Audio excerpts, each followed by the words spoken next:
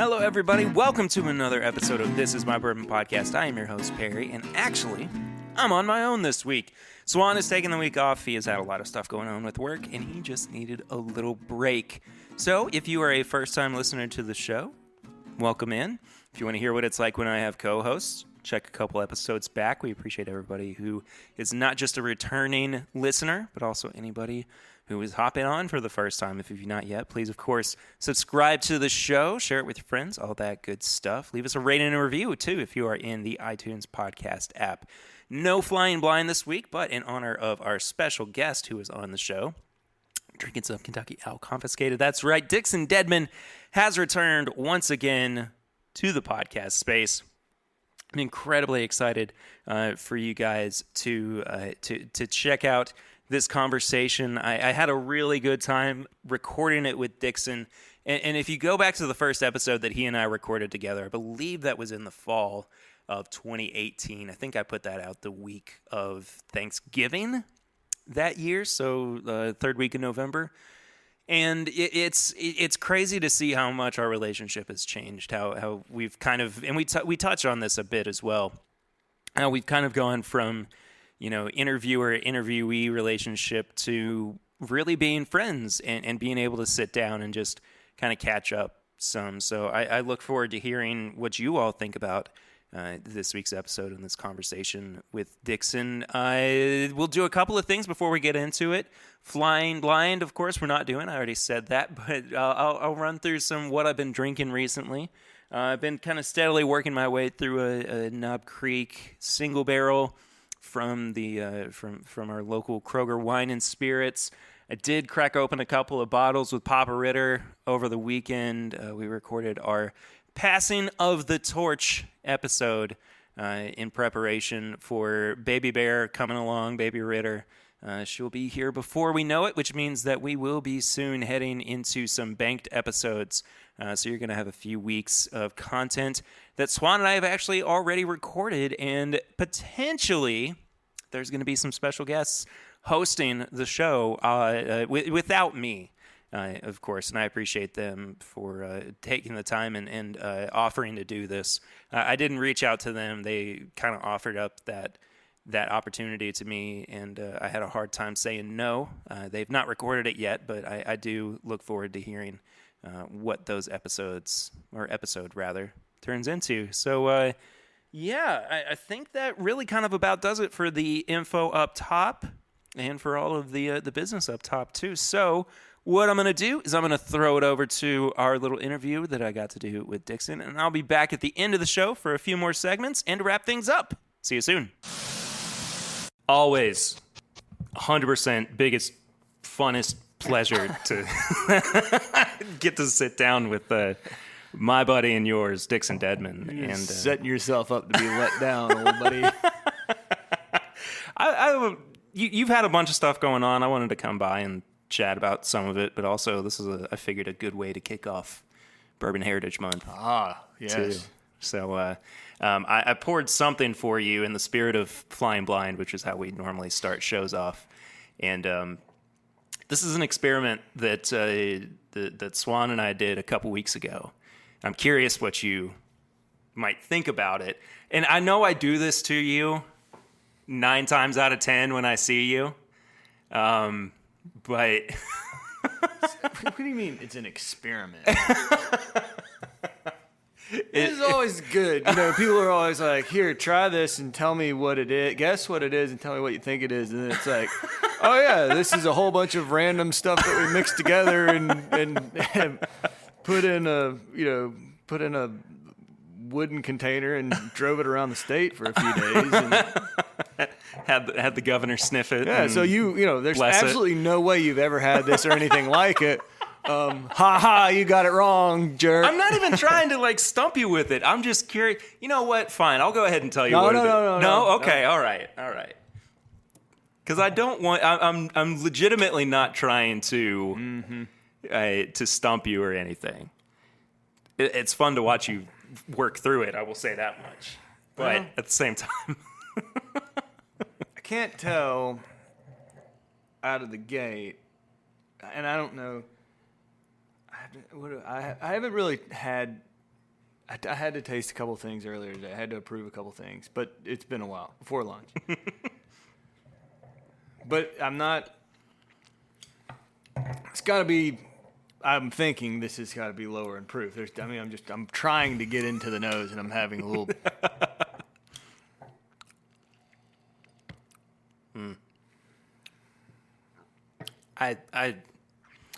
We'll see what happens.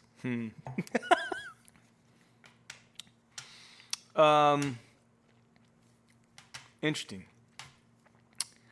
It's a lot. I don't know. That's really nice. And there's at first I was like, it's got this great finish, but it's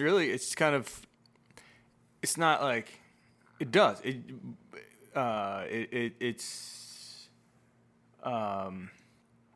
It does have a little bang towards the end of it, but it doesn't. It's not like some long lingering,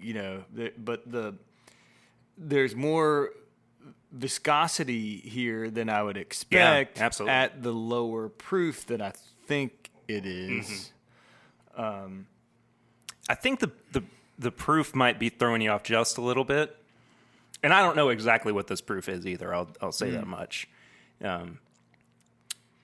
But we were recording an episode a couple weeks ago.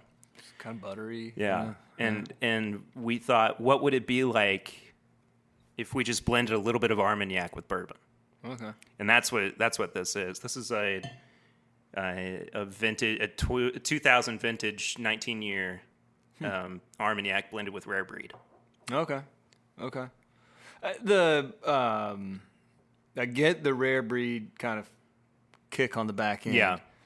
And in the nose, there was a little bit of what I thought was a youthful note. I thought that you were going to tell me that this is something that's got like a little, some younger stuff that you blended with some older stuff or whatever. And I think that youthful note may be that little bit of Armagnac on the nose. It's like a. Now there's a touch of a winey note in there. Right. But I've kind of discovered over, the past couple of years, I really like Armagnac. Yeah. I think it's really a delightful spirit. And when somebody asks, if all the bourbon and rye in the world suddenly disappeared, what would you drink?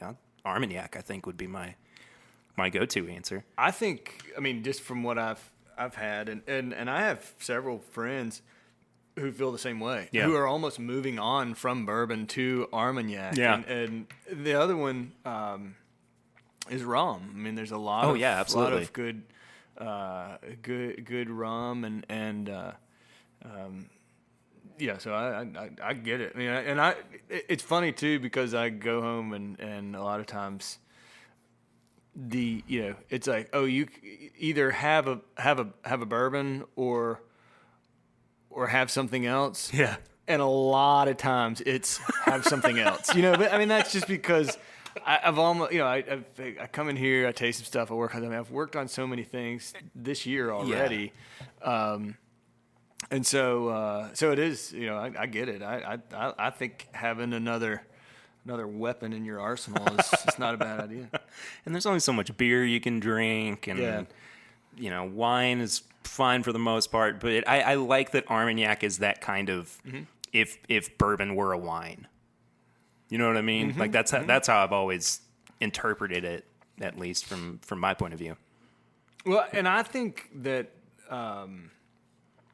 that there's a future in these types of blended spirits. Yeah, absolutely. Craft blended spirits. I think there's a real opportunity to build great whiskeys that are balance of bourbon and rye, and there's great opportunity to build great kind of American spirits that would be blend of this and whatever. So I think y'all did a great job playing around thanks. Here. Just throwing it together. Yeah, I just a touch of this, a touch of that. So what can we do to make this the next Kentucky Owl release? I'm just kidding. I got to find some Armagnac first, I guess. Speaking of Kentucky Hal, you've been diligently working on batch 10. Batch 4 rye is now in the books too.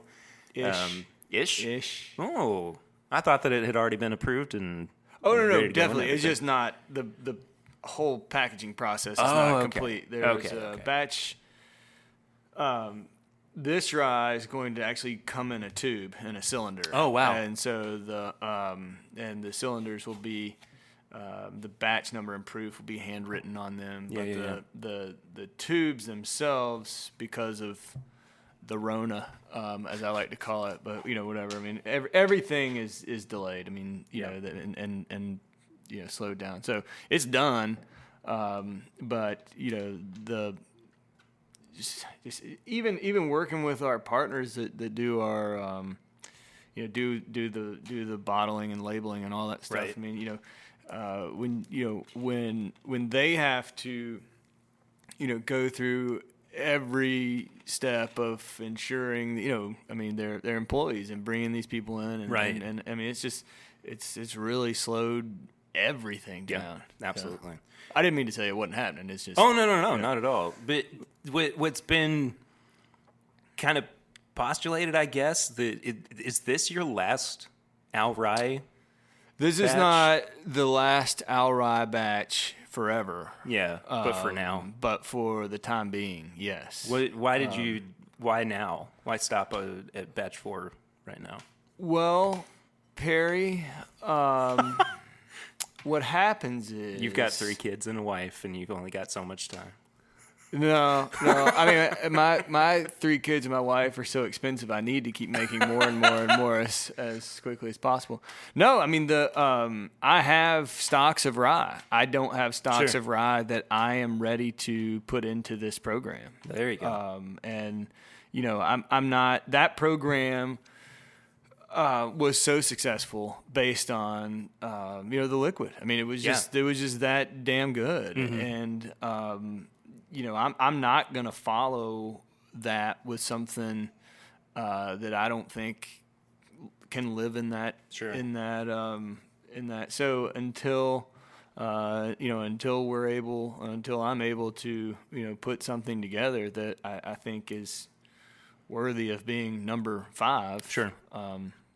It's not going to happen. I mean, that's totally fair. Oh, is this it? Yeah, you want to try it? I'd love to. We'll go back and forth on sampling then. I have one. I brought one that I want you to try purely because of how bad it is. Oh. Okay. If you want to taste that while I'm tasting yours. Pour it in a separate glass as well. We've talked about it on the show before. This is Hawaii's first bottled bourbon. I don't even. I don't. Where did you get this? One of our listeners shipped it from Hawaii to me. Okay. And. Okay. I mean, I'm just. Well, it's an award-winning distillery with award-winning products. That's what it says. Distilled from grain, unaged. It's fascinating. Did they color it? They artificially colored it? Honestly, I have no idea. That's what I would assume based on the label. I got to be real honest with you because I think you expect that. Always. What makes me nervous about this is kind of the color of like next morning pee. You know what I'm saying? And I'm starting to get a little worried that you're like, now I'm really gonna put. I've been saving up my grandma's peach tea. Yeah, but it says Mahalo Bourbon Hawaiian Whiskey. And my guess is by using a word in between bourbon and whiskey, they're actually not saying it's bourbon whiskey. Do you know what I'm saying? Yeah, they're trying to qualify it as something else. Well, they're basically getting around it being qualified as anything, because this says distilled from grain and unaged, which clearly means that. I mean, well, I don't know. I just really wanted to see what you would actually think. I promise I have not tampered with what's in this bottle. Yeah, I'm afraid it was tampered with before you got it.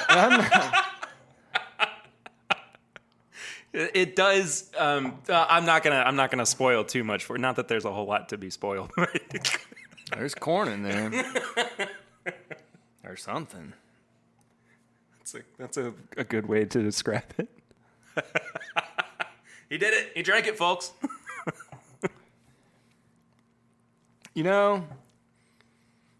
80 proof. It's new make. I mean, it absolutely is. It's some sort of new make, and it's some sort of, and it's not super. It's not super like corn mashy, which, and it's obviously not. It's not fruity that you expect when there's a lot of rye. And I don't. There's no telling what. I mean, it's not like they have a whole lot of corn or whatever on the Big Island, right? This is very interesting. But all that aside, for just new make, cut to 80 proof, it's not terrible. It's not the worst thing I've ever had. Well, but you have to quantify what it is. Like, of course. You can't put this up, but like, I mean, it's... You're not putting it up against Fair Breed. Well, I've had a lot shittier new make than this. If that... I don't know. If that's possible. Yeah. I expected this to be a lot worse than it is. They may have some... I wonder if this is like from grain, but... Yeah, that's one of the things that really... A little coconut mixed in there or something like that. I'm trying to see if there's any information on their website, but no, you hit find out more and it just takes you to a different page that doesn't have any info on it. It was one of those things where I was like, Dixon's got to try this. Yeah. And it wasn't a gotcha thing either. I feel like I keep having to kind of qualify what I'm telling, what I'm bringing to the table with you too. I'm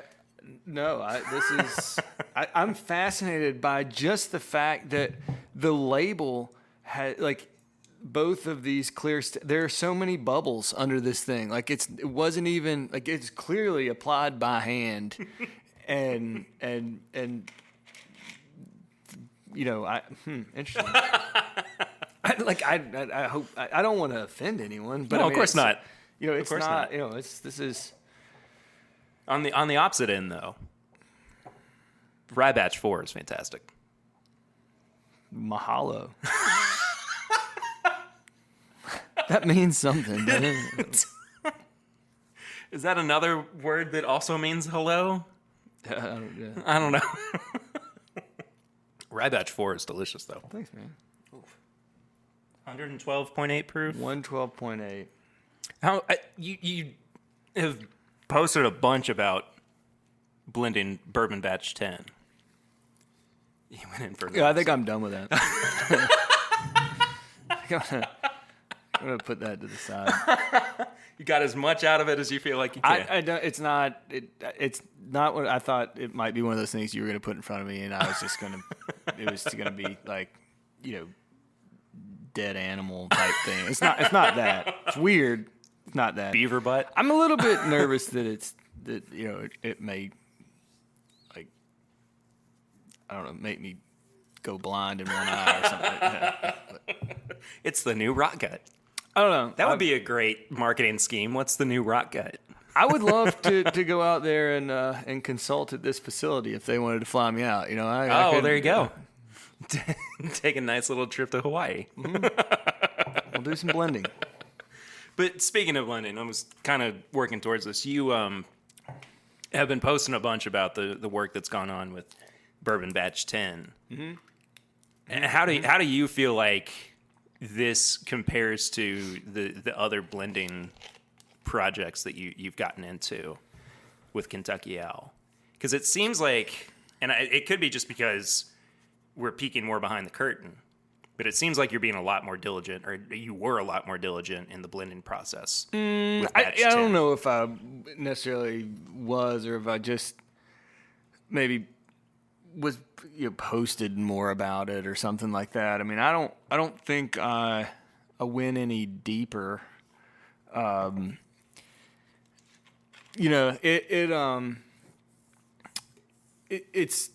It's harder. It's getting harder because these this inventory is really. I mean, we've got an arsenal of great barrels and lots of different ways to go with it, and that becomes a challenge in and of itself, is like kind of figuring out which path we're gonna, or which path I'm gonna follow or whatever. But I got to I got down to one place and then decided that I'd taken a few too many steps in this direction. Oh, wow. So, okay.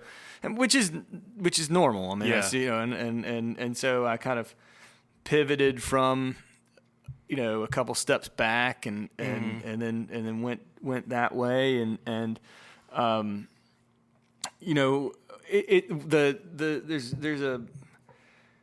it's funny, and I really am not sure that I've really spoken about this on because we talk a lot about the blends and how you create the blends and stuff like that, but what is becoming more and more of a challenge, and I don't have my notebook with me or I'd tell you specifics, but I think that there are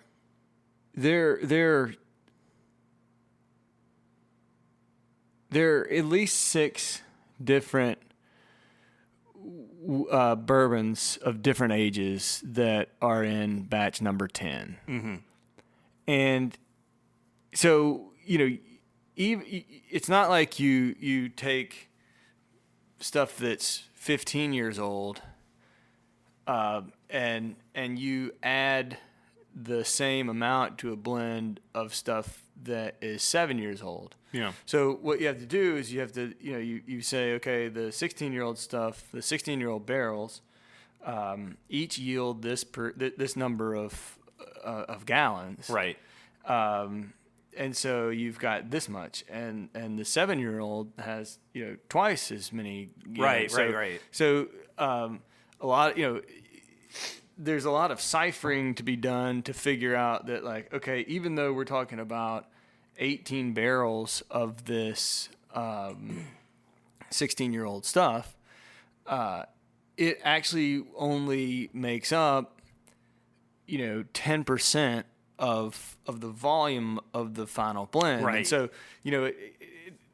there's a lot of kind of guesswork that's involved with that, and trying to I have to go and look at these barrels and beat on these barrels and try to figure out the volume in each of these things, so that when we create these blends, you can really make a blend that's hopefully very representative of what the stuff tastes like when you dump it all together.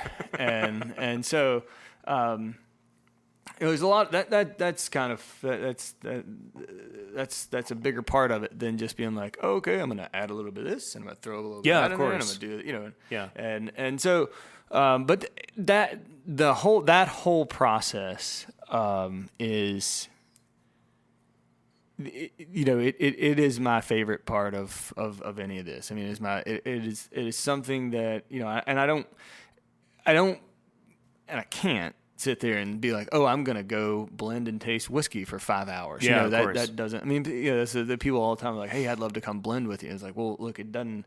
I may blend a couple of things and taste a couple of things, but it's not like I just start at 8 a.m. and I just keep throwing stuff in a bottle and tasting it and, whatever. But the development, watching it develop and moving from one to another and watching how like you just change one little thing and that you think may just affect it subtly ends up turning it on its side. And, it's I just love it. I love coming in here. I love closing the door. They don't bother me in this room. People will bother me in my office. People will bother me anywhere else. No one bothers me in this room. Right. I put some AirPods in and music on, and I can, it's a very, for me, it's very therapeutic. It's very enjoyable.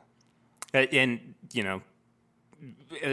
were we talking about? We talked about this on air. I just for a second was like, do we have this conversation before we started recording? But yeah, it is still work for you to blend and to taste and everything. Maybe. I don't know.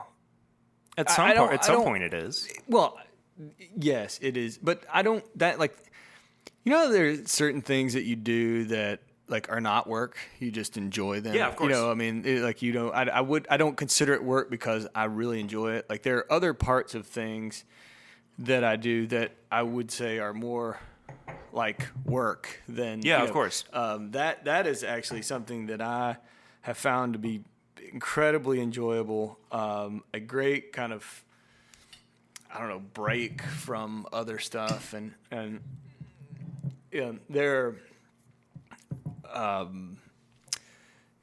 other things when they want me to write tasting notes. That's work. When they want me to, Natalie's not always here for that. Yeah, I need help with that stuff. But even, and it's great. I don't mean this to say it the way it's going to sound, but I enjoy, I love the meeting people and the people part of all of this. But the standing in a liquor store part is work. You know what I mean? Being, kind of in my own little happy spot, blending stuff and creating is not work. Yeah. That's very enjoyable. And I can understand that for sure, because that is the time where you truly get to, give yourself the opportunity to put something special out there. So this Elijah Craig pick, this is the last pick I was able to go on before shutdown. Okay. It was actually the Friday that Whiskey Weekend this year started or kicked off. So yeah, this was with a group of guys in North Carolina. Will and Grease were supposed to go on it, and they couldn't last minute. So lucky y'all. Yeah, so I went on it with Chad Perkins. And man, they are doing so well too. Aren't they though? Golly. Yeah, they're living the dream. They are. They are doing fantastic. This is going to be a nice step up for you from from Mahalo. Yeah, this is beautiful. This is like what do they call it? Almond brittle or whatever? Yeah. You know what I mean? Yeah, absolutely. What's Fred's note? Marzipan? Oh, yeah. Did you, what was the one, Fred? I texted him. I think I saw it on Instagram. He said something tastes like, or smelled of drywall dust. I was like, God, dude. He knows his notes. He truly knows his notes. They're his notes, too. Oh, yes. I had, did you ever watch? That's an easy drinker right there. Yeah. It's like scary, easy to drink. Yeah. There's an interesting little kind of like minty thing on the back end. Yeah.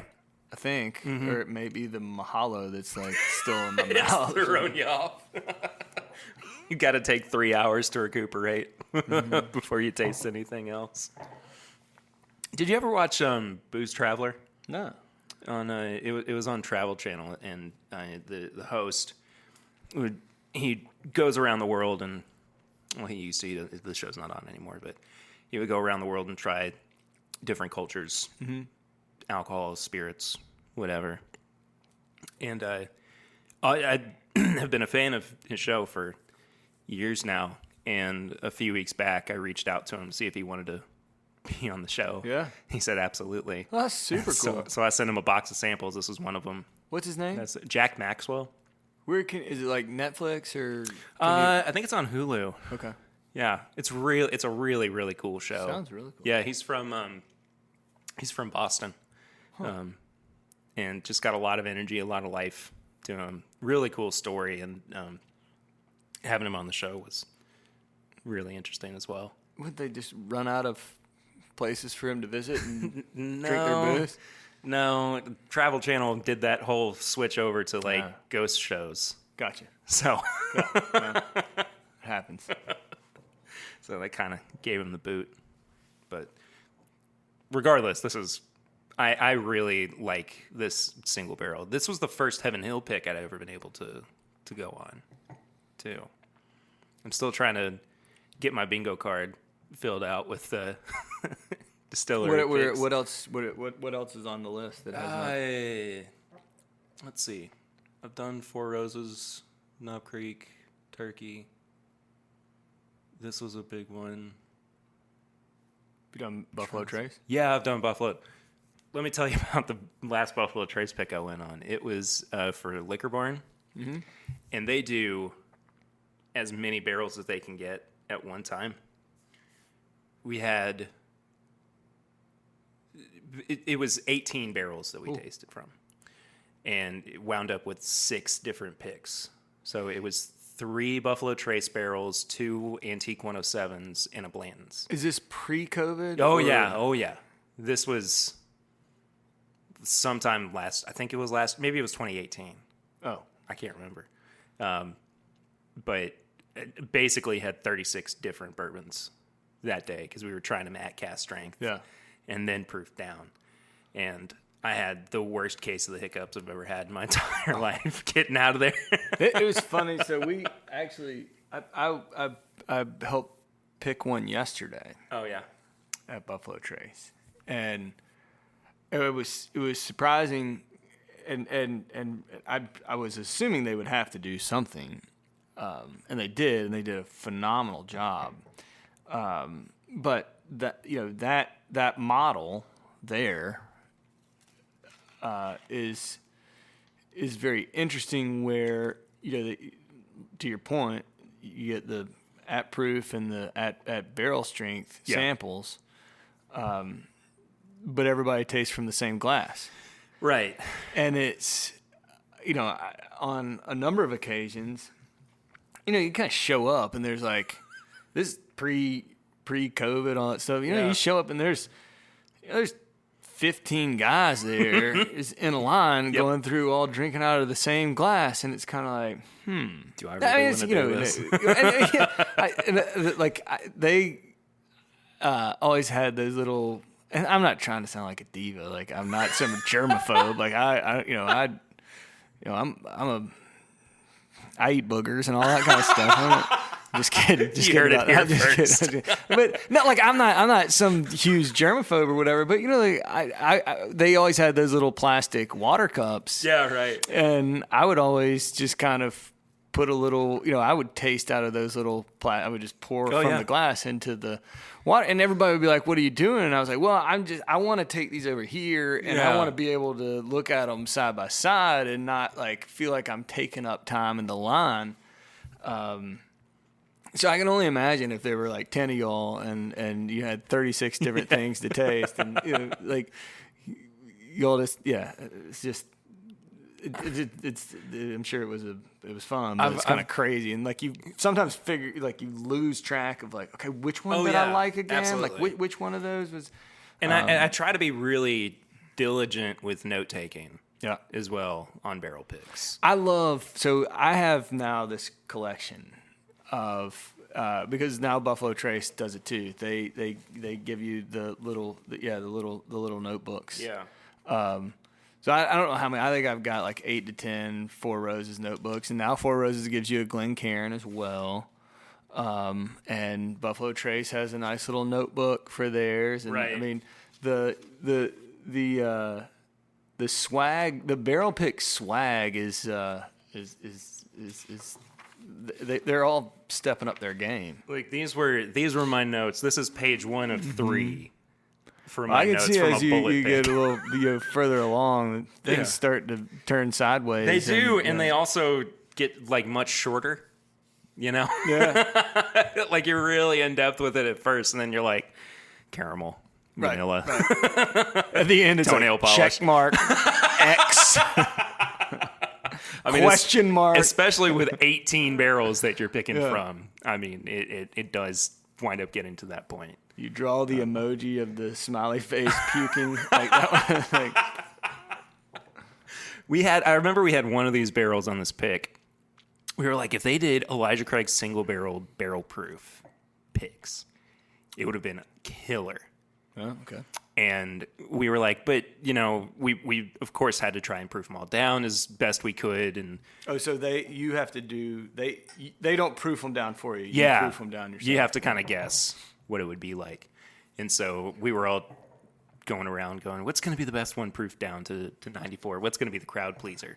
And that one that we just loved, a barrel proof, it always hold happens. up. It always happens. Yeah, it did not hold up at all. And I know why they do it, because you get excited and you have a good time and you enjoy it. But I mean, this is, maybe we've talked about this before, but like in that example, like why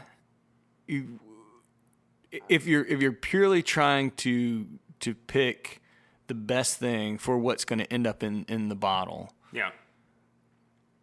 After you're done, try it at barrel proof. But I mean, to begin with, like, why in the world would you taste it any other way than? And I know you and I have talked about this before, and I think it probably just shows my ignorance, which is okay because I'm full of ignorance, if that's a thing.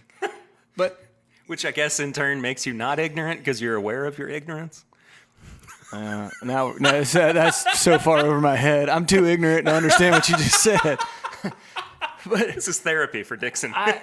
It's like when creating blends or picking barrels or anything like that. And I'm not trying to justify heavy drinking by any means. But I'm fascinated with tasters and tasting panels and stuff like that will either like cut everything down to like 20% alcohol or 40 proof. Yeah. And B, can formulate an opinion on something, but spit. Yeah. You spit it out. Right. And, I can't tell you, I mean, just to your point, how many times have you tried something at 120 proof that turns to garbage at 90? Yeah. So, why would you ever evaluate something at a proof point different than you're going to release it? They're not, I don't think they're the same. I mean, maybe structurally you can agree that like if it tastes like this here, it's those things are going to be, I don't know. It doesn't.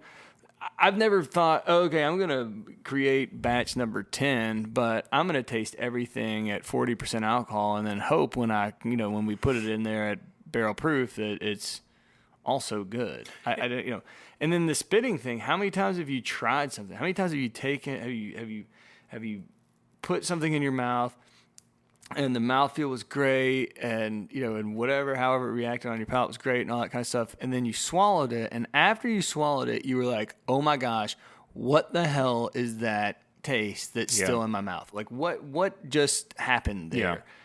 Yeah. Which doesn't occur when you spit. Yeah, absolutely. If you spit it out, you don't get that, whatever, lingering finish, good, bad, ugly, it's gone. Yeah.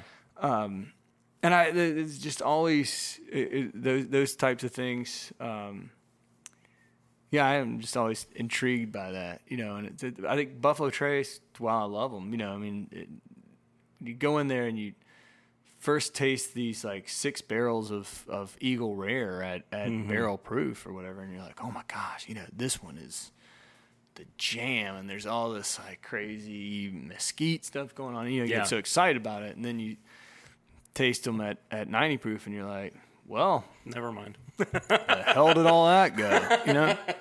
I hate going on picks too, where it's like, what's the lesser of two evils? Like what you know, like you don't really get a great group of barrels, and you're just like, well, out of what we've gotten, this is the best one. That's only ever happened to me like once or twice, but even maybe even once, honestly. But you know, you're like, is this really? But on the opposite I've been on a end- few picks, and I was like, if I was buying barrels, I probably would not be taking one. If it was my money, if I was putting up my money, I probably wouldn't be taking one. And on a few of those occasions,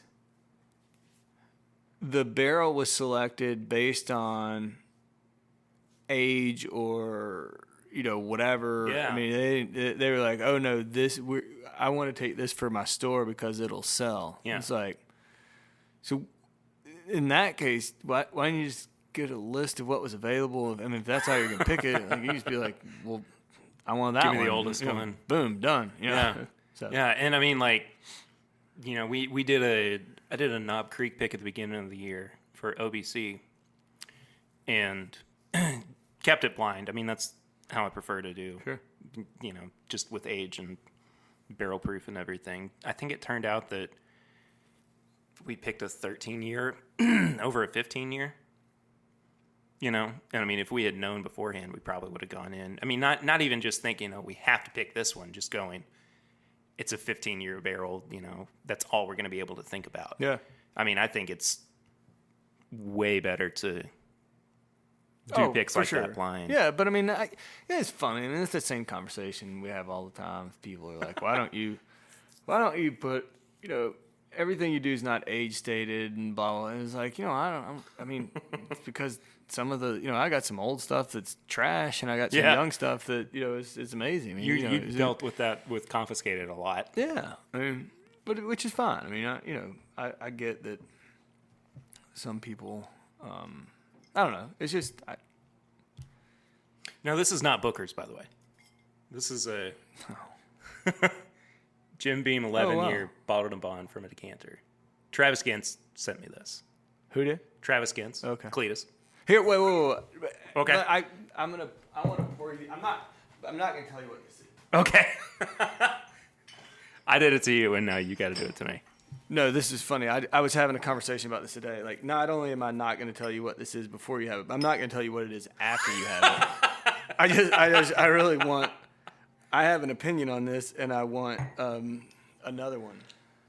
And here's the deal. I'm not gonna tell you what it is. I'm not gonna tell you anything about it. Right. So I would just like and this is nothing that I have anything to do with. This is not something I made. This is not a blend. This is from a barrel. I'd love to know what you think the age and proof, and even if you had a guess of like it's bourbon, even a guess of the provenance of this.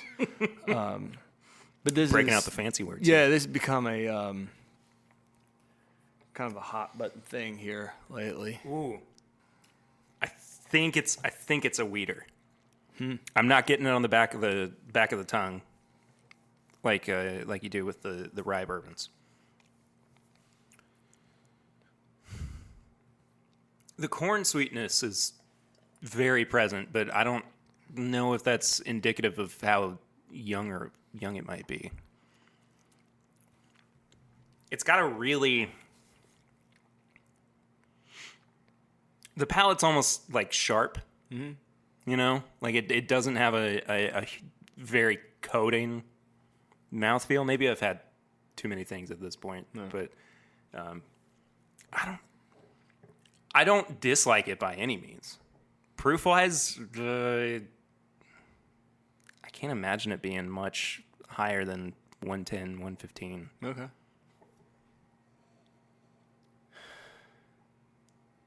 See, the more I'm getting into it, the more I'm like, I kind of smell the rye now. But the palate's throwing me off. I don't dislike it, but I think it's missing something. Yep. That's perfect. It's perfect. It and I don't know if it's more age or or a higher proof or what, but it just doesn't hit the way that I would like for it to. That's okay. That's perfect. That's all you were looking for. No, I mean, this is just validation. It's very, yeah. I mean, that's exactly where I've been with this stuff. Mm-hmm. I mean, it's so much older than you would guess. Really? Yeah, and it's right in that 114 proof range. I mean, I think it's 114 and a half. Oh, wow. But I don't know why it just doesn't, like, every time I go back to it, I'm like, it's just okay. Yeah. And I'm guessing you tried it at different stages of its life too. Then. No, this first is time. First Yeah, time. I mean, Okay. I just Here, got- I'll let you pour for yourself. So this is from a Beam decanter. Okay. What was great about this is it was a screw top. Huh. So it stayed perfectly sealed until I opened it at the beginning of last month. It had full 750 milliliters. I mean, that's just crazy. It's unfair, right? Yeah. I'm waiting for the Kentucky Owl Vintage Series, where you're just blending Dusties into your big old ceramic owl.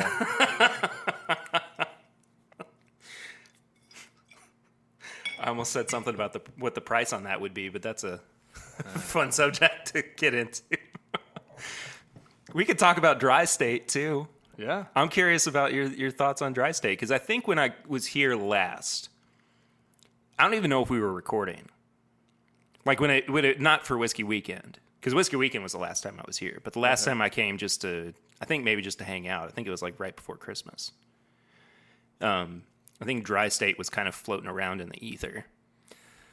Well, I mean, Dry State has been floating around in the ether for a long time. And I got to be honest, initially I was very skeptical of, and I think it's because I'm very, conservative and whatever. Truth be told, that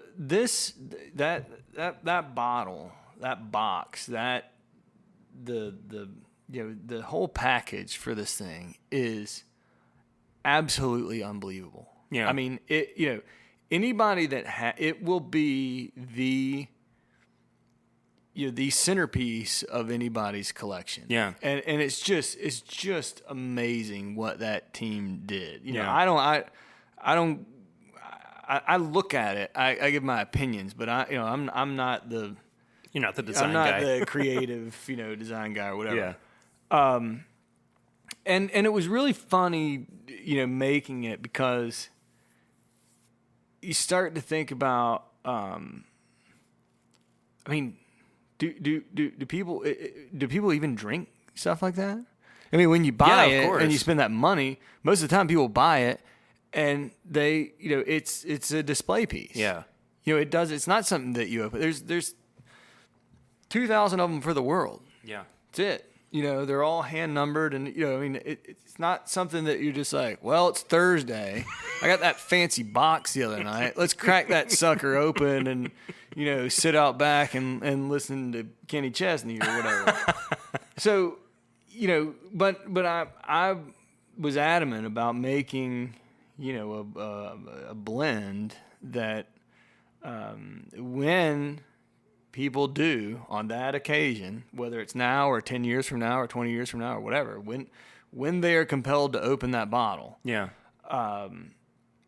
that the product in that bottle will not disappoint them. Yeah. And then they will, be, and what's been crazy is, that's a scary level of like pressure. Yeah. That's a hugely different project from anything that you've done yeah, before. and then and then you're like, okay, well, anyway, it was it's been so well received with the people that have already tasted it. We're doing a lot of these virtual tastings. I did one a couple days ago. I have 2 tomorrow. Tomorrow's Thursday. I think 3 on Friday, a bunch next week, and different markets and stuff like that. But the response has just been phenomenal. That's great. And the response when this has come out and we were unsure how of the I think 1,700 bottles, 1,600 bottles, something like that are for U.S. distribution. Mm-hmm. How quickly they would move. Yeah. The orders are flying in. Just crazy. And then we're also we've got 5 bottles that are making their way to New York right now. And I'm doing inside the bottles. I'm also doing in these particular bottles. I'm doing a handwritten note, blah, blah, all this kind of stuff. But they're going to the Christie's auction house. So 5 of these bottles will be auctioned off at Christie's. Minimum bid is starting bid is $1,920. I wasn't ready for whatever number you were about to throw out there. But what's amazing is it's just, I know I fuss a lot, but the Stoli team and some of the they wanted to do this hook up with Christie's, this auction thing, and long and short of it is that all the proceeds from those 5 bottles auctioned through Christie's, that money is going to be given to the National Restaurant Association Restaurant Relief Fund, and they asked me. They said, "Dixon, is there something that you're passionate about right now?" And I was like, "Absolutely." It hits close to home and all this stuff. So, or this, I'm probably not saying it right, but it's the Restaurant Relief Fund. Yeah. And which is just for them to take 5 of those and do that and make that donation. I just think that's super cool. And they let me, so I'm really excited about, putting this out and the box that this thing comes in. It's beautiful. Beautiful. Yeah. Is that it right there? That's one of them. Yeah. Can we try some? Sure. I'm dying to. Even since just seeing that it was a thing. Yeah, that's my. I have. I don't know. Maybe there's one of those, but yeah, I have. I gotta get more. I don't have enough for all my tastes. No. But we can try it. Yeah. Heck yeah. Okay. I'm scared. I'm legitimately scared because of how expensive it is just to hold it. Oh, that one's not. That one's already open. Yeah, that's true, but still. That one's just mine sitting here. That's not.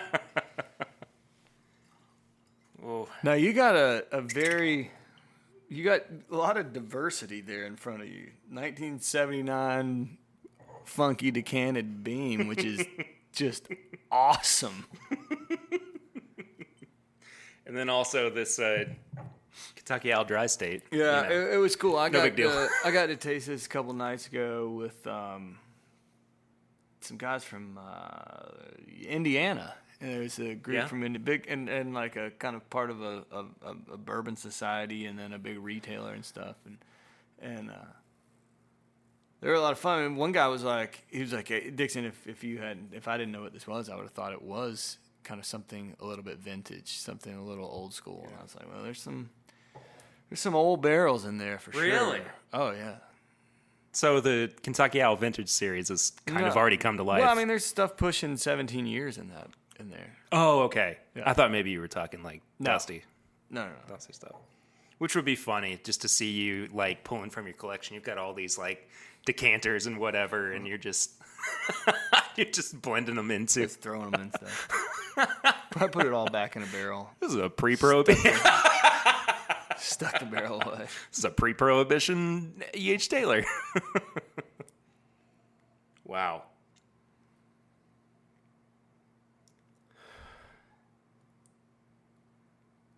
I need to spend time with this one. I can't not. Well, I mean, fine. I'm drinking more. Yeah, you go for it, man. That's what it's here for. I also brought this. I just because I didn't know if you had it or not. No, I don't even know if I've seen that. Really? Yeah. So I had a listener who sent me an entire box of Texas whiskeys. So 2 out of your 3 listeners have sent you stuff, is what you're saying. You got 2 out of my 3 stuff yeah. and the Texas stuff. That other guy, what a jerk. The third one's my dad. So Well, then you're not a jerk. Just kidding. Future grandpa. that's how it feels sometimes, though. Sometimes it's like I'm just screaming into the void. But yeah, Whatever. I don't know. Wow, that is. This looks like it came from Texas. You know what I mean? Like, But he sent me a bunch of. I mean, like when I say a box, I meant like a full, like 3-foot diameter box. Can you say diameter with boxes? I don't know. But I mean, just exclusive releases from Texas, sample bottles. I mean, I must have wound up with, honestly, like $300 worth of whiskey that's cool. in the box itself. It was really special. And I've not had a whole lot of experience with Texas whiskeys either. So it was a very welcome surprise. Where in Texas is Denison, Texas? You know, I don't know. So what we're talking about, sorry for the, the listeners. Oh, yeah, my bad. It's the Iron Root. There are people. Maybe, yeah. Hi, Dad. Explain to your dad where this. Yeah, your dad and the guy in Hawaii have no idea where Denison, Texas is. Boy, you are really punching down today, Dixon. I don't know what's up with that, but no, it's the Iron Root Icarus. Yeah, the straight corn, 105 proof, from 2019, 39 months old. So Denison, Texas is a little bit north of Dallas. So you go up. It's really close to the Texas-Oklahoma border. Yeah, there's your fun fact for the day. There's no, we've all learned something. Yeah. No, but I wanted you to try that too. But you keep drinking as much of that beam as you That beam want. is so good. I know, right? The dry state's unbelievable too. Really, that is phenomenal. It was a fun blend to put together, and you know, it's. I will tell you that. Do I need to cut this? Whatever you're about to say. I don't know. You can decide. But I've never really had the thought in the back of my mind always like about the price tag. Yeah. And I'm not afraid of or ashamed of, or I don't have a problem with the price tag of dry state and the limited volume that we did, the quality of the liquid, the quality of the packaging. And I think that, it's a collector's item. It's a, whatever. I mean, it's, and I stand behind the liquid that I put. I mean, that's the, I can't. That's the best that I can do, and I'm very pleased with it. I think you should be.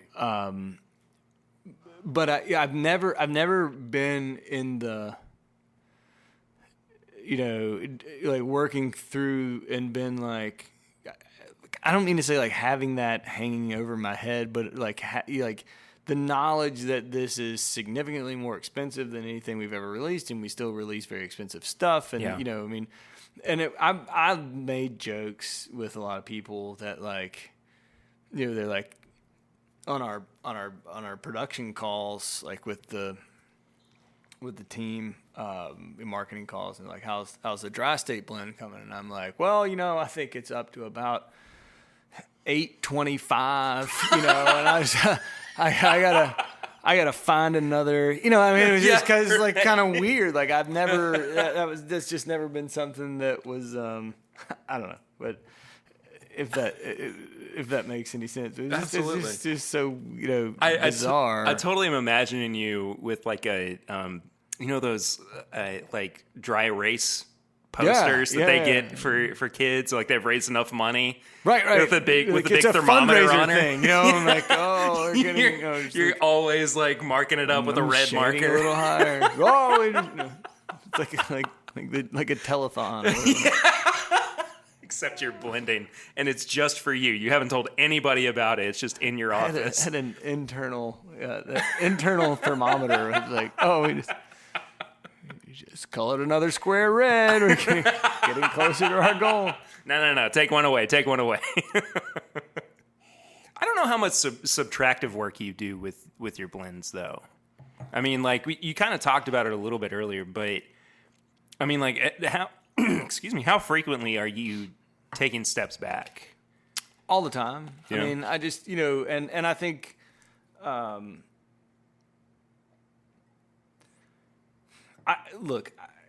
not trying to sound like some kind of expert. I'm not. I'm but I think if when I'm doing it, I've got to be very honest with myself, and I also, I also do not, I cannot rush it. I mean, it's not one of those things like I don't say this has got to get done. This got to get done. This got to get done.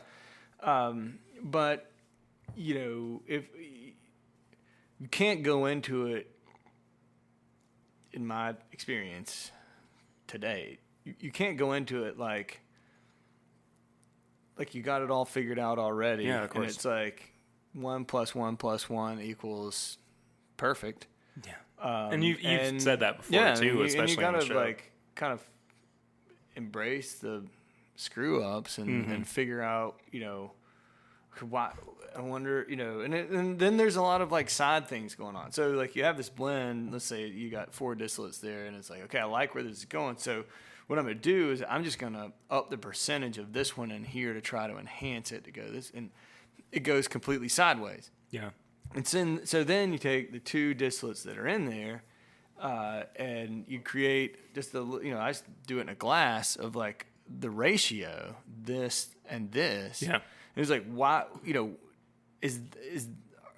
are these 2 reacting in such a way that's like throwing this thing off? And a lot of times, they don't, some don't play together the way others do. Yeah. And it's just, I mean, it is. It's a few forward and 1 back, and a couple more forward and 3 back, and I love the idea of, and it's something that's totally 100% unattainable because it's the example that I'm thinking of keeps it from being a reality. But you know how musicians will put out box sets that's got all the scrap takes or the B-sides that never made it and everything. I love that idea of like the Kentucky Owl Reject release. I got a million of them. There's a bunch of them on the table right there. Those are all batch 10 rejects. I mean, as they develop, but I'll taste through them and see if you were crazy or not. Probably. But it's it's I have them from I have them from every blend starting at at 2, right, at batch 2 of just like this one didn't work, this one didn't work, this one didn't work, or some of them. But I mean, this is the best way that I can. I mean, I've described it before. Is it like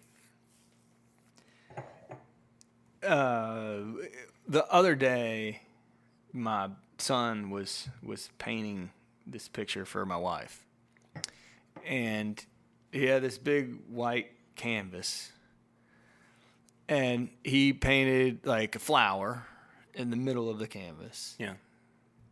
And he was done. He thought he was done, and it was like everything was green. It was only green on there. And I was like, we gotta fill up this space. And he was like, well, I painted him on a flower. And I was like, I know, but like you've got all this space and you don't. And so then he goes over and he paints, a big like red ladybug on one side. Mm-hmm. Then all you see is this big red ladybug. And so then he goes over and paints a sun on the other side. And then you start to have balance. And then, it's like the flower, maybe paint a couple more flowers with different colors. And so he puts, and then you start like building to something. And it's not about, you are looking at the bigger picture, but in looking at the bigger picture, you're saying, okay, there's too much focus here, or too much, I'm drawn to this. And so you try to even it up with adding here. And like, that's how I think of like this blending thing. Yeah. It's not like I don't have what 10's going to be done in my mind, and I'm trying to figure out how to get to that taste. Right. You're just constantly saying, okay, I like where this is going, but I need to soften it here. I need to take this like punch out of here. Or, oh shit, we got to cover that up because that was really bad. So you take 2 steps back and go in a different direction. Does that, you know what I'm saying? No, absolutely. But it also, I have this question because I've heard the story of, you went to the group of folks who were helping you with the blend for batch 1, and you had what was essentially the final blend, mm-hmm. right? And you gave it to Jim Rutledge, and he jumped for joy, metaphorically, and said, "This is it." What did it take for you, and kind of at what point did you get to where you were like, I'm fine on my own with the blend, I don't have to get somebody else's approval? I mean, was it after a couple of batches, or were you... I don't know. I mean, like, I didn't, like, batch 1 was, I did not employ the same strategy with batch 1 that I did like with batch 10. You know what I'm saying? Like it wasn't the same. I kept watching these barrels and tasting these barrels individually. And then all of a sudden I was like, I'm going to put a few of these together, and I put them together and I was like, this can really work. This is solid, or whatever. And so, and then I put the right ones together, and I was like, I'm done. I want to see what anybody, says about this.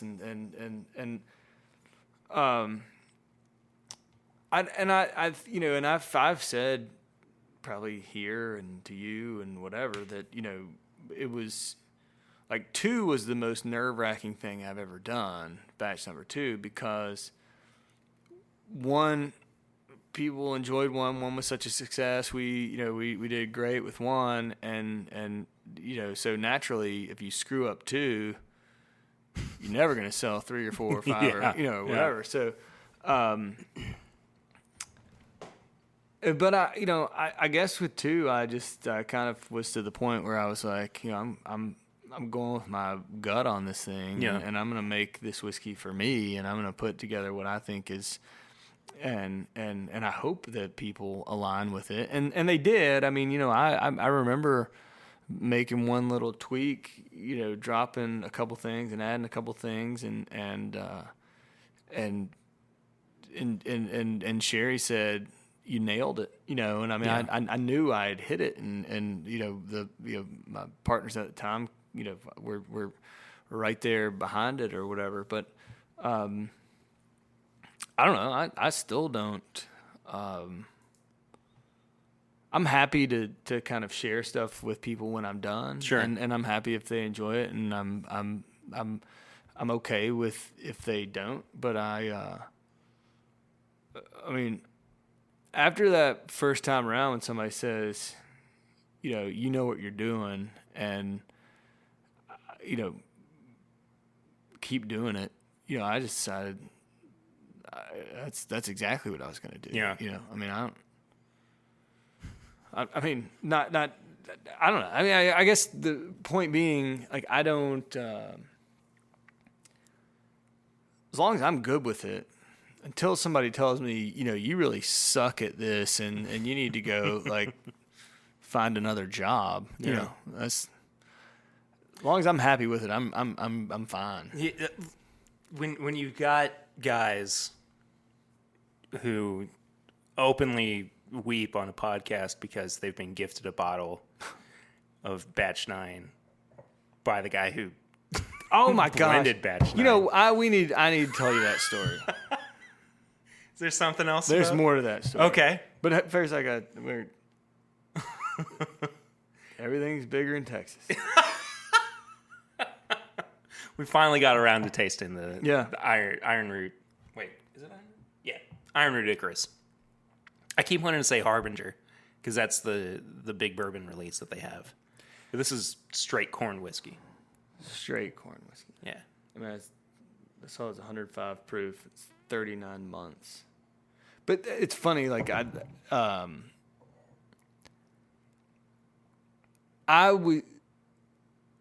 I was thinking that it had like almost like a mezcal kind of note on the nose. And then it said that it's in peat casks. And so it's got to be... I'd wait until you taste it. Okay. I've kind of come around to peat a little bit. I'm not a Scotch guy by any means. But the guy who sent me the Mahalo bourbon, one of my 3 listeners, he sent me a bunch of Hey, Tim. Thanks for listening. Like, share, comment, subscribe. But he sent me a bunch of cask strength Scotch samples as well. And the big one was Octomore. And I was like, the rumors always swirl around Octomore that it's the grand poobah of peated scotches. And I was not ready for it. But once I had it, I was like, it's not that bad. It's just not something I would drink normally. Kind of this in the same vein. I mean, it does taste very Scotchy, I think. I mean, I get there's that. There's the peat that gives it the Scotchy. This is much heavier than any Scotch I've ever. This is heavy. It's but I don't dislike this at all. Mm-mm. I mean, it's another thing. Like, I don't know that I would be like, oh, like if this was in my house, I would pour it for people to be like, you want to taste something that different? Yeah. And that's kind of why I brought it too. Yeah. I mean, I'm not sure that I would ever. I mean, I shouldn't say I wouldn't ever. I mean, this is. I do not dislike this at all. Yeah. And I'm not like I'm not like this is the greatest whiskey I've ever tasted, but you have to be in a mood for it. And I don't know. I'm for things that are kind of this unique. Mm-hmm. Like, it's almost kind of hard to I was like I'm not sure I've tasted something quite like this before. Right, yeah. You know what I mean? Like, yeah. I can't corn weeded. Yeah, I can't. You can't put this in like that. Like, this bucket says, "Oh, I would drink that. I would love that." This bucket is like, "Oh, never again." And this bucket is like, this is just this is it's somewhere in between. No. I mean, it's good. It's just different. I mean, yeah, I agree. If you poured this in a glass for me and said, "Tell me what this is," and I had no idea, I'm not sure what I would come up with. I think I would have just straight up said a peated Scotch. I don't because it maybe a cask strength peated Scotch or something like that. But the notes, like, I was thinking Texas like mezcal kind of thing, which is a very smoky thing as well. But I don't. Yeah. Wow. It is different. That's a new bucket. I guess this is something I like now, but didn't think I would before. Bucket. Yeah. No, I loved just getting back to that Beagle Rare thing. Yeah, tell me about this because you said that there's something. Well, the only thing that was kind of crazy was that like I have these videos. I made a video. Matt actually might have told me about this, but I want you to tell it too. Yeah, because I'm a total moron. So I don't remember exactly how this goes, but I have a sample of the original Beagle Rare, the original. Yeah. And then when I got the bottle, when it came to me, I did like a little 6 or 7 minute video of a side by side, like tasting, doing all this stuff, and it was pretty funny, but pretty bad. And then I made multiple videos during the blending process, or as I was kind of manipulating this thing, and then a finished video, and then I could not. He was like, just stick it on a thumb drive and send it to me, and I was like, oh, sure, easy, no problem. And 2 weeks later, I could not get that done. I don't know. I mean, from my phone to the computer sometimes would work, but from the computer to the thumb drive never worked. That, or it may be on that thumb drive 942 times because of how many times I dragged and dropped or whatever. I'm not really sure. And it goes from just like an error message to just going, what are you doing? I was the spinning wheel of death, and I was like, gosh, this is so freaking frustrating. I can't do this. I had to write him a note and send him a bottle. I was like, dude, I can't tell you how sorry I am, and you should have picked somebody that I was like, I have trouble checking my email. I'm really sorry. But you heard the way that he was that he talks about you, though. I mean, it's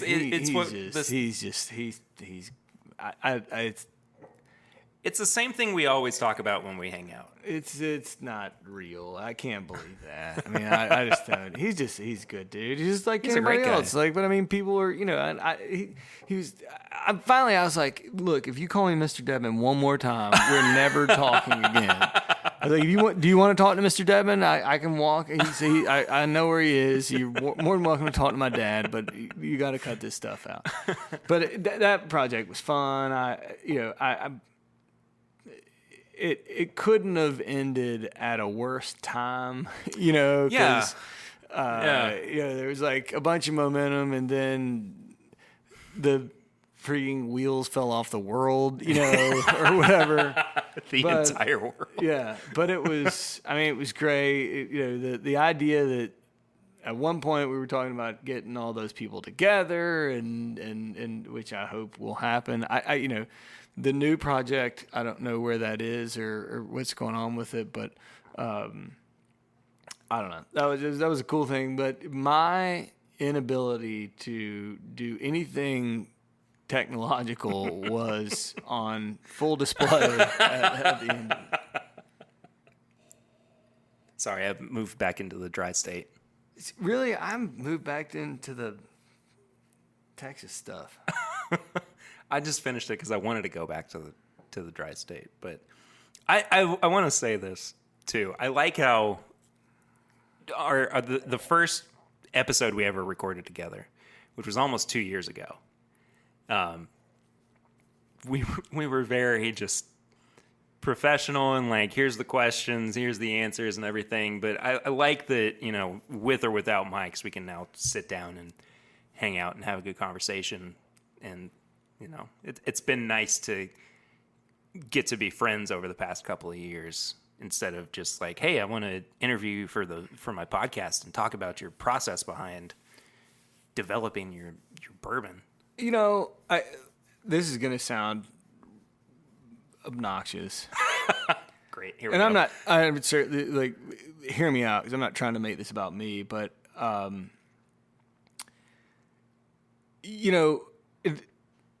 it's been a very interesting ride for me to be kind of like all of a sudden, not all of a sudden, but to start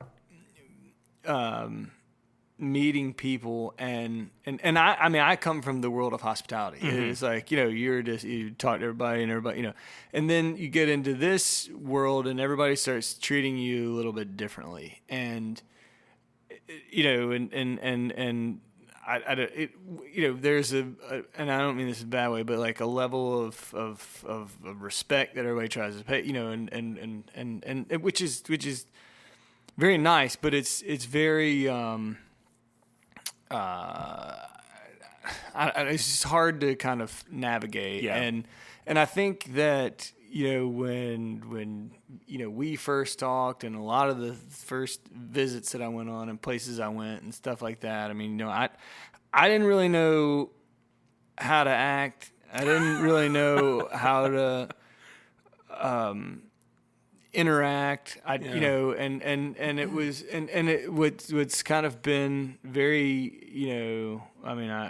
it's just,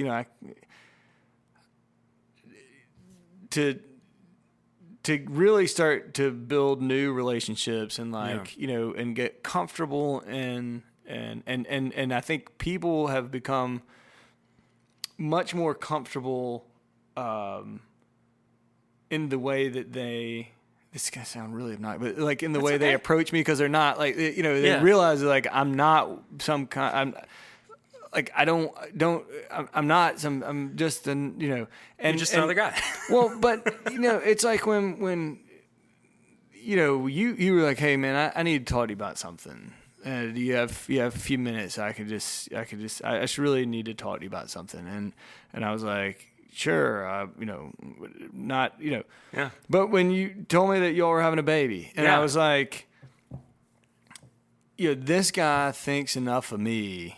That's a whole nother level of like relationships and getting to know people and sharing stuff with people and whatever. And I love what this has kind of evolved into. And for me, I've decided that there are some things, when you can't build a relationship, when you really are just a guy in a store standing there, whatever, that's not my thing, but,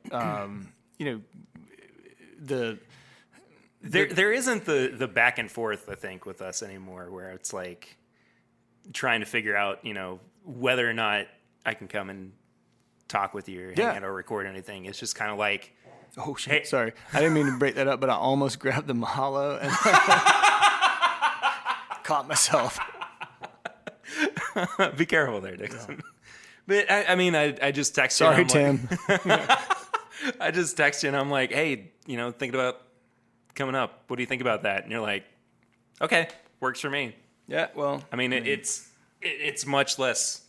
I think the word for it is formal, and we have gotten the chance to hang out and be friends. 100%. But I feel like I don't know how, if at all, but if I can help you in any way, and if that means sitting down and tasting stuff for an afternoon or whatever, sure. I want to make sure to do that because of how good you've been to me and how you've become a great friend of mine, and I want to help.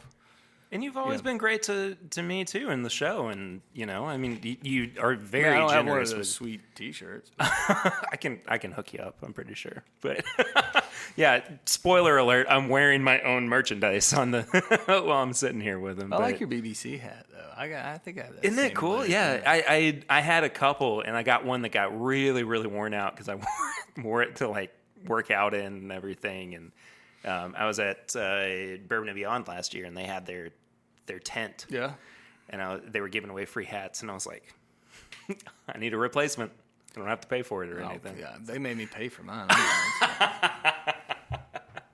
Anyway, I think we'll go ahead and finish off here so we can chat a little bit more and drink a little bit more. Yeah, okay. Too, if that's all right. But as always, Dixon, thank you so much, buddy, for sitting down for the pod. My pleasure. Love it. My thanks once again to Dixon for letting me come and hang out with them, chat a little bit about what's been going on, and just, share some good whiskey and some really good whiskey for that matter, and some great whiskey stories as well. I always just look forward so much to being able to go and hang out with him and just, as I was saying in the interview, or really the hangout kind of, our relationships changed a bunch, and it's been nice to see that change over time. And, it's fun to be able to go up and just bring some bourbon with me and say, here, try this, instead of having to ask questions for a podcast. But still, I enjoy that just as much. So we every now and then do a segment on the show called Barrel Rings, where listeners will give us a holler at our voicemail number, which is 859-428-8253. Like I said, you can leave us a voicemail. We'll listen to it on the show.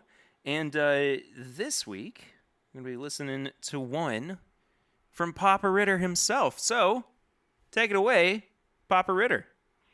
Hey, everybody. Papa Ritter here. Happy Labor Day. I hope everybody's doing well. Straight off of Derby weekend, and my latest episode that comes out at a future date. This is my bourbon podcast. I can't wait for everybody to hear it. So, hey, Perry. How you doing? That's good. Sean, great to hear you. Got a quick joke for everybody that Sarah told us just a few minutes ago. And you can use it, but you have to credit her. Where do cow farts come from? The derriere. That's it. Tip your waitress at the door and have a great day. We'll talk to everybody soon. Love you all and cheers. Bye. Thanks, Papa Ritter, for sending in your barrel rings. That's a pretty good joke, Sarah. So thanks for that. Once again, if you want to leave us a voicemail, you can do so at 859-428-8253. So we're going to go ahead and wrap things up with tips and bits, where we recommend things, not always bourbon related, but every now and then they are.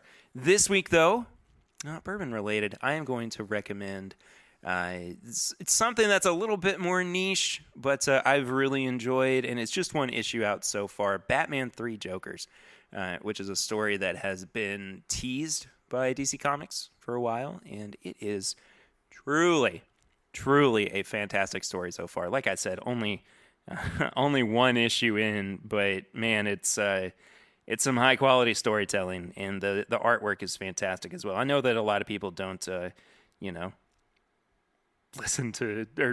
read comic books, but it's something that's special to me, and it's something that I always want to share with people, just in case. And something I want to check out. I haven't actually gotten around to do this just yet, but this popped up on my feed. I actually can't remember how I came across this. It's a new bourbon podcast. It's called Bourbon with Friends. And I haven't given it a listen just yet. If anybody else has, please let me know what you think about it. And I'll go in and check it out. Maybe I'll report back next week on what Bourbon with Friends is like. And I think that does it for this week's episode. Thank you all so much for listening, as you always do. And for those of you who are first-time listeners of the show, we really do appreciate all that. If you want to follow up with me personally, I am at pritter1492 on all social media channels. If you want to follow up with the show itself, it is at My Bourbon Pod on Instagram, Facebook, and Twitter. You can leave us a 5-star rating and review on the iTunes podcast app. We will actually read any reviews that we receive there. here on the show. And it looks like this week we don't have a new review, but maybe next week. So if you want to get that in, once again, the iTunes podcast app. And we appreciate everybody who takes the time to do that. You can find all of our apparel and merchandise at bourbonshop.threadless.com. I've been trying to get a sale up there for a while. Haven't quite gotten around to it. Maybe I'll do something in honor of Baby Bear, Baby Ritter, popping up here very soon. Let's see, what else? What all else can you do for us? Barrel Rings, of course, 859-428-8253. I also go live every Thursday evening on YouTube. It's youtube.com/thisismybourbonpodcast at 8:30 Eastern Time here in the United States. And it's always a good time. We're getting really close to 500 subscribers, which is, for as long as the podcast has been going on, not a whole lot, but I do appreciate everybody who subscribes over there. Once we get to 500, I'm actually going to be doing a little giveaway to one of the lucky subscribers. It's going to be some samples, I believe. I think that's what I'm going to do, but we'll figure that out together. And then last but not least, patreon.com/mybourbonpodcast is where you can become a patron of the show for as little as $1 a month. And at $5 a month, you get all the bonus content, like the pregame chats, which come out the day before each episode, and the last call, which comes out the day after each episode. And we really appreciate all of our patrons, of course, not just the ones who are there at some of the higher tiers, but, even if it's just $1 a month, cannot say thank you enough to those folks. It's really, really just so cool to see anybody support the show at any capacity. And even if you can't, telling your friends, sharing it around on social media, all that good stuff, it's just a great way to get people listening to the show and a part of the family. And you know what? That does it for this week's episode. And thank you all once again so much for listening. Next week, I'm not sure. I'm sure Swan will be back, though, by then. And I think that does it for me. I'll see you all next week. But until then, I'm Perry, and this is My Bourbon Podcast.